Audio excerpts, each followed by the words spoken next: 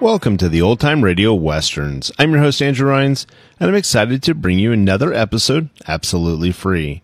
This episode is just one of over 80 episodes we release monthly. Now, let's get into this episode.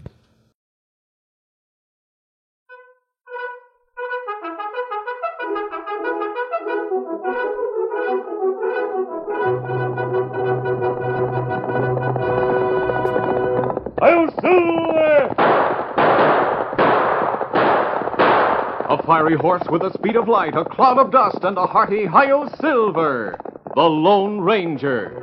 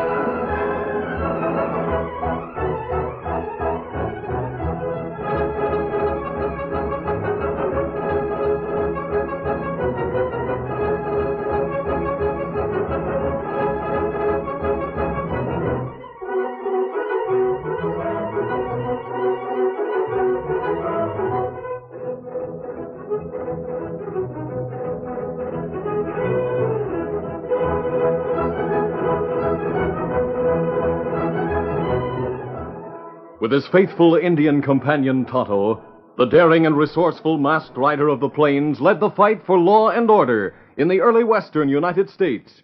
Nowhere in the pages of history can one find a greater champion of justice. Return with us now to those thrilling days of yesteryear. From out of the past come the thundering hoofbeats of the great horse Silver. The Lone Ranger rides again. Come on, Silver! Let's go, big fellow! Hi-Yo Silver! Hi!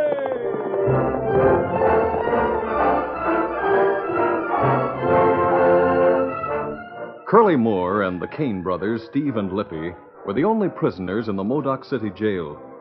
Confined in one of the cells at the rear of the stone lockup, they waited impatiently for the nightly checkup when Sheriff Howard would turn them over to the keeping of a deputy. Curly was at the cell door, peering through the bars at a second solid door that led to the sheriff's office. Here he comes, fellas. Now let me do the talking if there's any done. Well, I see you birds are still in your cage. Not expecting us to bust out, are you, Sheriff? Nobody ever busted out of this calaboose yet. You got time to play some cards? We need the fourth hand. What do you horse thieves want to do? Get me in there and slug me? We wouldn't think of it. Oh, no? Well, blow out that lantern and hit the hay. Sure nice to be tucked in bed this way. Here goes the light. Got nerve Curly asking him in here. There was one sure way to keep him out. Now let's get busy on that wall. Yeah, we almost got through it last night. Steve, pull out that bread we wadded up and stuck in the crack. Right. You want this spoon to dig out the mortar? Too short now. I'll use the wire handle off the water bucket. This mortar's nothing but lime and sand. It's so old it's rotten. I'll keep an eye on the door to the office. Yeah, do that, Steve. Lippy, you watch out the window. Yeah, there's a light in Eve Stowe's bank down the alley. Must be they do their bookkeeping at night. And there's the deputy's horse. I can see a Winchester in the saddle scabbard. Yeah, by jing, the wire went through. I can feel the air coming in. You sure? One good shove and that big rock will break loose. We'll have plenty of room to crawl out. Then let's go. Take it easy, Lippy. This isn't half of it. To make our getaway good, we've got to have horses, guns, grub, money. We can grab what we need on the run. You loco. At best, we won't have much of a start. I want everything handy when we make our break. Yeah, but how are we going to fix it to be that way? Now, look, fellas, there's no rush. We can get in and out of this jail whenever we want to. You see what I mean? Thunderation. We can raid this town any night and have a perfect alibi. Let's make a sachet outside tonight just to see how it works. Fellas, I got an idea. That bank is full of money. And there's a deputy's rifle. Yeah. Yeah, looks like luck's with us, so we'll play her to the limit. Steve, you stay here. Me stay? What for, Curly? Somebody's got to be in the cell to answer up in case one of the law dogs comes back and says something. Fix up our bunks so it'll look like we're in them. Then start snoring. Ah, Savvy. Lippy, get your shoulder against this stone. Right. We're going to hold up that bank right from the jailhouse. Meanwhile, the Lone Ranger, camped in the chaparral just outside the town, had been reading a copy of the Modoc City Star by the light of a small fire. Tonto, when you were in town getting this paper, did you hear anything said about Curly Moore and the Kane brothers? Oh, me only hear talk about horse thieves. No one care much. Moore and the Kane brothers are those thieves, according to the Star. States that they once lived in Modoc City, only recently returned. It makes no mention of the fact they're wanted in Texas for bank robbery and murder. Well, maybe sheriff not know that. An old trick for wanted murderers to allow themselves to be jailed for a lesser crime in a different state. That way, they often save their lives. Crook ought to go back to Texas. You get the horses while I put out the fire. We're going to send a telegram to the Rangers, then see the sheriff.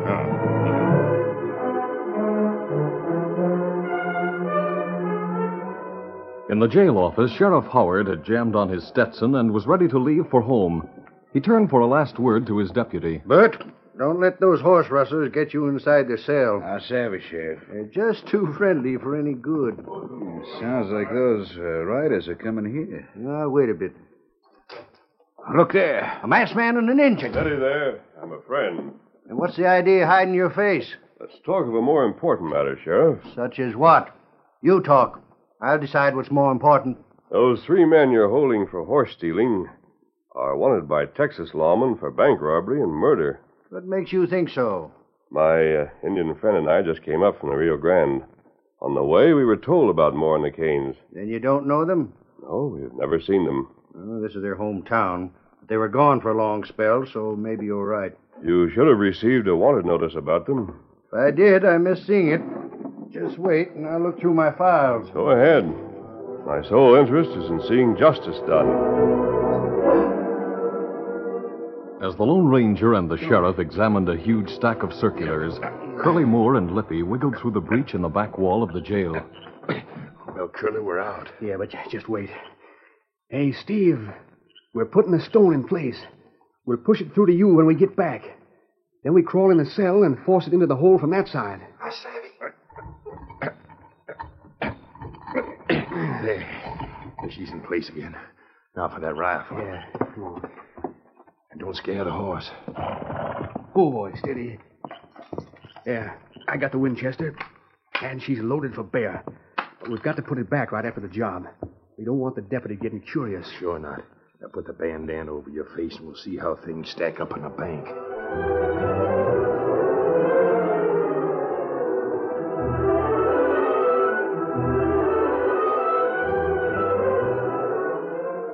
Ephraim Stone, president of the People's Bank, sat in his office in the rear of the building.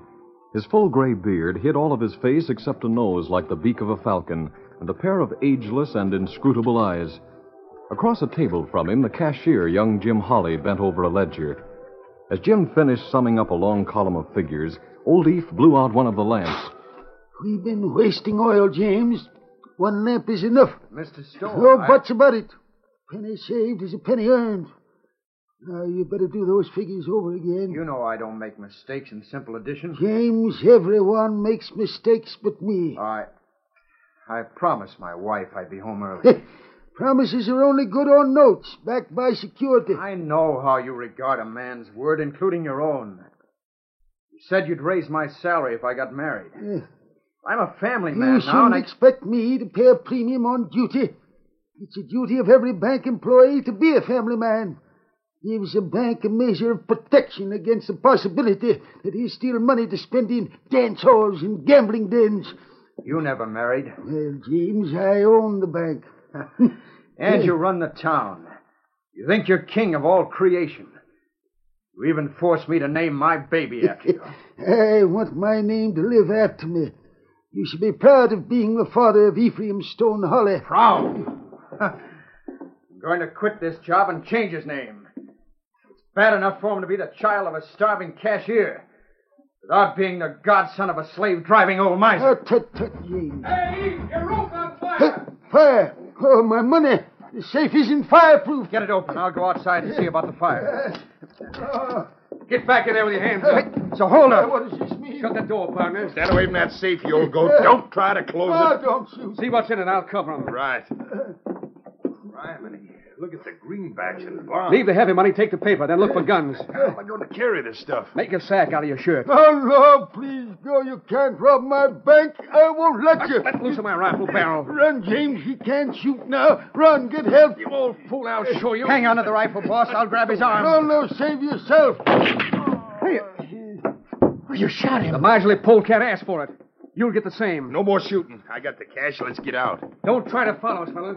Mr. Stone. Mr. Stone. James.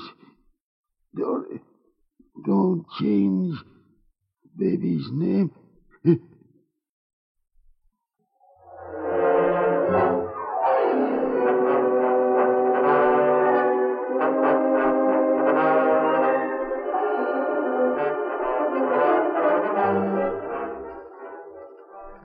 Well, masked man, that finishes the file, and there's nothing here.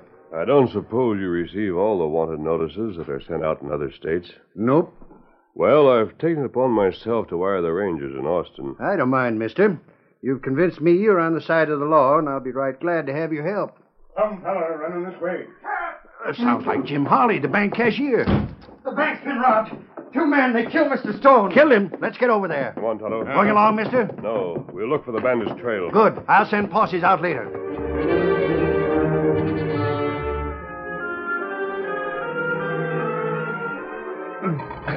Come on. Well, Steve, we're back in jail again. Now let them look for us. What'd you get? 10 or 20,000 in cash, a lot of valuable paper, and 3 guns. Can't keep that stuff in here. Where's a better place for it? Quick, Lippy. We'll stash it inside these straw ticks and then turn in for the night.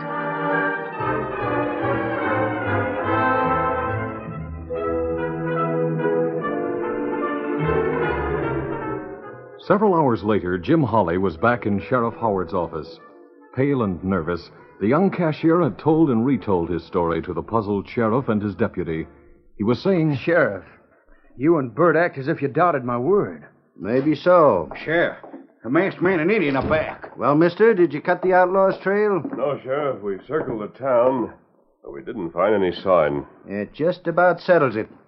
There were people on every street around this block at the time of the shooting, but no one saw the owl hoots either horseback or on foot. That's right. Sheriff, I told you they came and went by the alley door. Sure you did, Jim. But that alley don't go anywhere except by this jailhouse and to the street. I didn't see no tracks there. Jim, can you describe the bandits? I don't know who you are or why I should tell you, but they had bandanas over their faces and wore cowhands' clothes.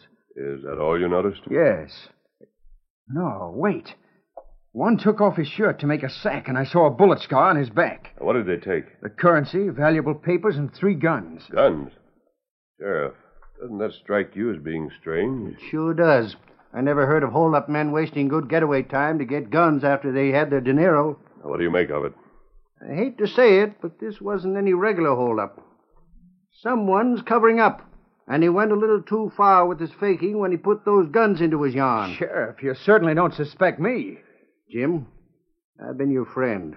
But you needed money, and Eve Stone treated you like a dog. A fellow who passed the bank just before the shooting told me he heard you two having a set-to. You were talking back as if you didn't expect to stay long on that job. Jim, you robbed and killed him. Now where's the money? No, you're not serious. You can't think that of me. I'd have to think the same thing about my brother if he was in your boots. Bert, he's reaching for your gun. He's got it. Stay in front of me, Bert. Tonto, block the door. Stand still, all of you. Jim, drop that gun. You can't get away, and you're only making things worse for yourself. I'd rather be shot than hanged. I'll get him. Oh, wait. Hold your fire, Sheriff. Now, Jim, I'm coming after you. Don't come any closer. I'm coming. One more step and I'll let you... Oh! You knocked him out. Good work. I'm sorry. I had to do it. Sorry. In another second, he'd have plugged Bert or you. It's more probable that he'd have shot himself. Maybe you should have let him do it for the sake of his family. I'm not convinced of his guilt, Sheriff. You have no real evidence against him. Only circumstances which make it appear that no one else could have committed the crime. That's good enough for me. Him come too. Here. Let me help you up. Bert? Yeah? Take him back to the cells. Right. I'm charging him with robbery and murder.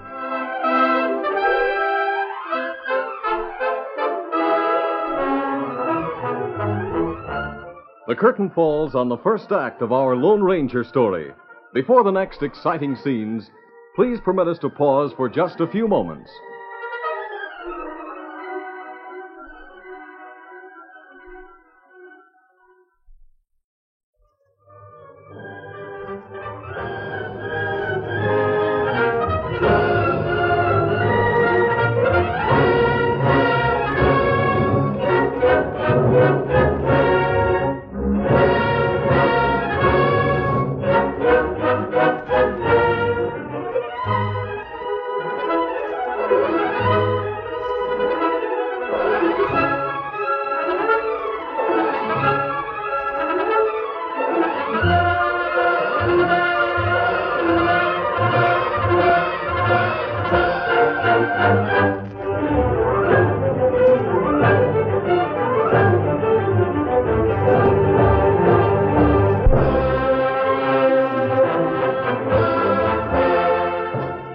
Now, to continue our story.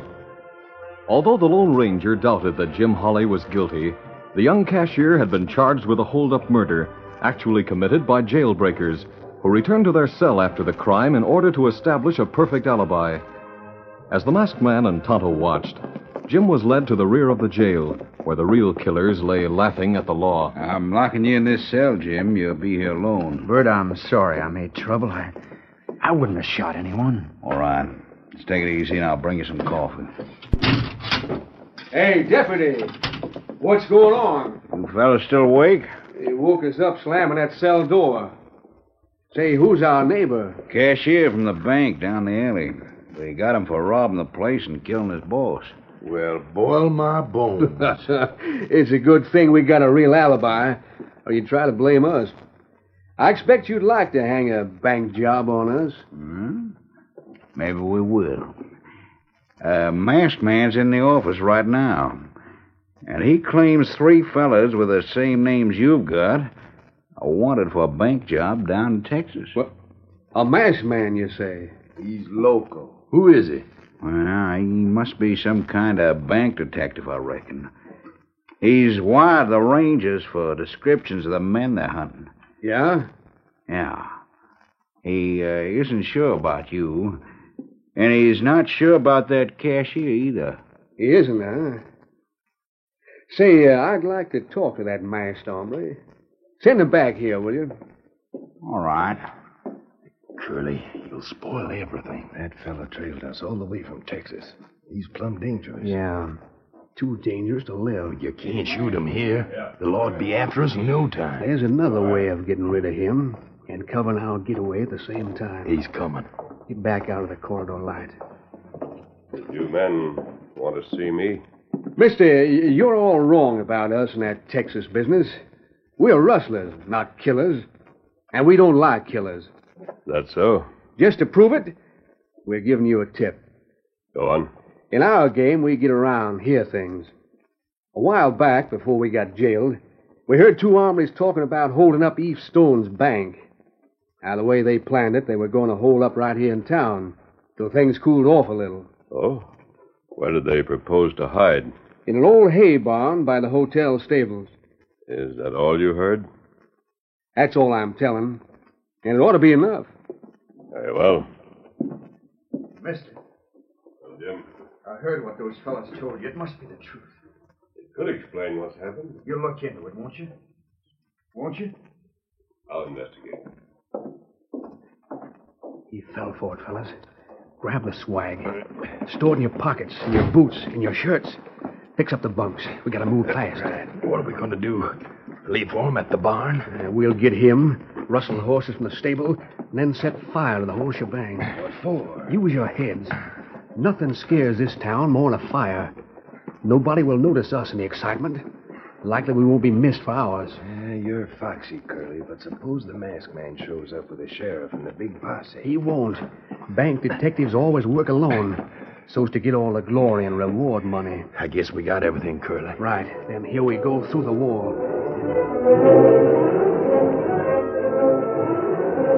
As the outlaws slipped away to set their trap, the Lone Ranger and Tonto mounted their horses in front of the jail. Easy, Scout, easy. Come on, big boy. Get him up, Scout. The masked man gave his companion a brief account of his conversation with Curly Moore. Then the Indian asked, Oh, what you think of story, Kemosabe? It's plausible, but I don't believe it. Moore and the Kane brothers are notorious for their tricks. Well, what you figure them fellas do? I don't know, Tonto, but I'm going to investigate the barn. How we get there? It's on the alley that runs behind the jail, but we'll follow the street as far as the depot. I want you to find out if there's been an answer to that telegram. Me see light and depot window. Then the telegrapher is still on duty. I'll stop here and wait for you. Ho, Silver, ho. Get him up, Scout.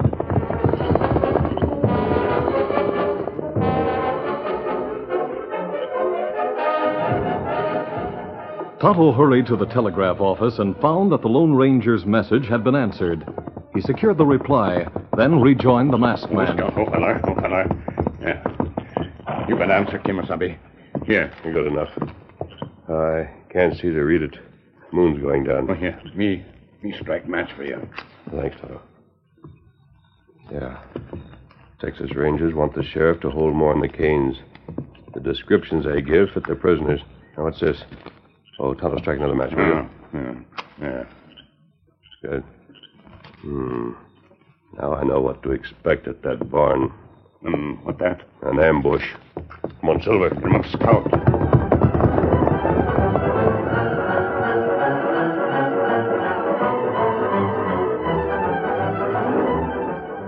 The three jailbreakers crouched in the shadow of the hay barn.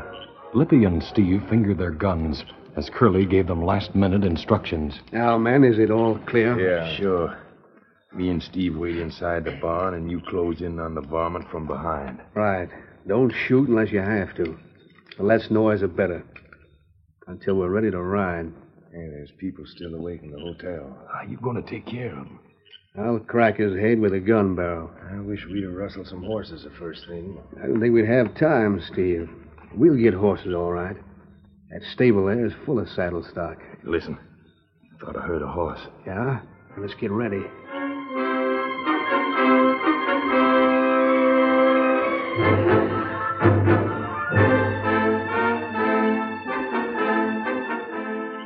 The Lone Ranger and Tonto had dismounted and stood studying the dark alley where the bank robbers waited. The masked man was saying, Tonto, they have the advantage of position, but they may not know there are two of us. That's right. Them never see me. You move in on the barn from this side. I'll approach it from the other. Me savvy.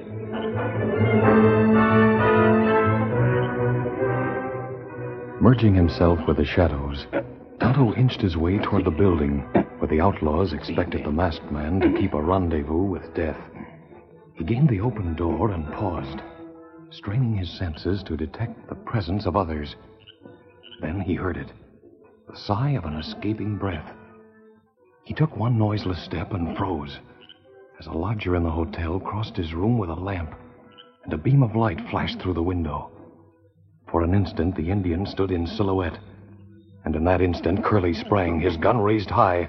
The 8-inch barrel slashed down. I got him. What next? Drag him inside. Now set the hay burner. All right. Come on. That's far enough. Maybe somebody will rescue him. He ain't dead. I'll fix that. I felt a padlock on the door. It's open, ready to snap. Well, touch her off and let's go. Right. Yeah. There she goes. Place will burn like powder. Come on. Adios, masked man. Hey, who's that coming? Don't move any of you. What the... Hey, it's a masked man. I know his voice. We got the wrong man. Let him have it. Shoot at his gun flashes. I'm out of shells. Drop your guns. No, don't shoot again. We'll give up. The light coming through the cracks in that barn. You set it afire. It wasn't me that done it. Tonto, where are you? Me inside. Place burning. This door.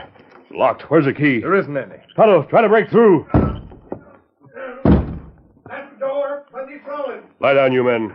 Clasp your hands over your heads. All right. Can't get through. Fire gets worse. I'll get you out. Stand back. I'll shoot the lock off. Got it started. Now, chance. Come on, right. Look They're getting away, but it can't be helped. I've got to get you out in a hurry. All right, open the door. Pretty close, Kimasabi. Your head. Not much. You're hurt. No.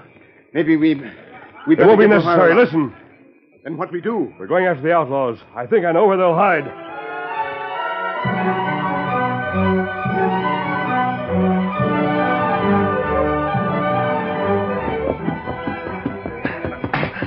Where do we go, Curly? Before we have any horses or guns, that masked man will be right on our heels in a little while. Where can we go? We're almost back to the jail. The masked man didn't see our faces. Our cell is still the safest place for us. Hey, look. That horseman.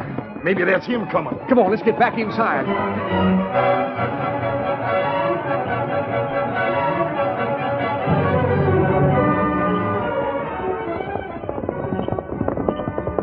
Hold Go, fella. Go, fella. Tonto, you watch the back of the jail while I see the sheriff. Be savvy. Easy, big fellow. Masked man's back. I was just leaving for the fire, mister. 3 of your prisoners left for that fire quite a while ago. In fact, they set it. Now, wait a minute. Here, look at this telegram. From the Rangers, huh? And you're right about Moore and the Canes. Read the rest. It says here, well, smoke me down. It says Lippy Kane has got a gunshot scar on his back. And Jim described that kind of a scar. Now I'm beginning to see. And with that fact to go on, all the pieces of the puzzle fall into place. Bert, you fetch them fellas in here and let Jim Holly out. You bet I will. How they been getting out, mister? Through a hole in the wall, I suppose. Hole? Then they might get away from Bert. You get back, Tonto. My Indian friend seems to have taken care of that, Sheriff. Yeah, Sheriff. Look what Jim's got. It's all the stuff from the bank. They were trying to hide it. Now you, Moore, and you 2 Canes. Texas wants to hang you. But I reckon you'll hang right here. Until you do, I'm chaining some 40-pound cannonballs to your legs. Go ahead. We know we're licked. But it wasn't you who done it. It was that masked man. Sheriff, see what I've found in these papers. It's Mr. Stone's will. And he left everything to my baby, his godson. Well, Jim, I sure have got a lot to apologize for. It looks like I was wrong about everybody but the masked man. Who is he? He's the Lone Ranger.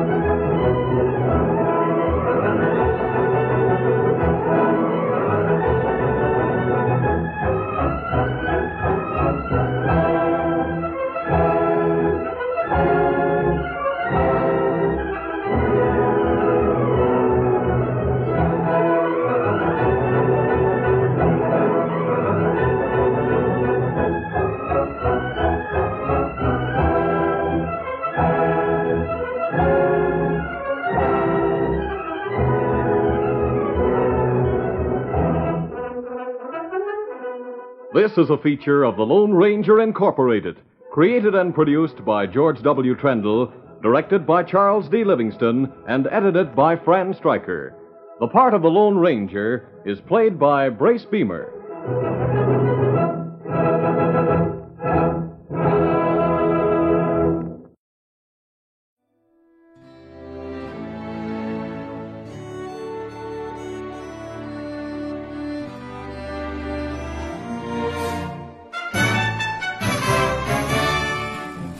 This has been a presentation of OTRWesterns.com, and we hope you enjoyed. please take some time to like and rate our shows in your favorite podcast application. Follow us on Facebook by going to otrwesterns.com/Facebook. Subscribe to our YouTube channel by going to otrwesterns.com/YouTube. And send us an email, podcast@otrwesterns.com. You can call and leave us a voicemail, 707-986-8739. This episode is copyright under the Attribution Non-Commercial Share-alike copyright. For more information, go to otrwesterns.com/copyright. Have a great day, and thanks for listening.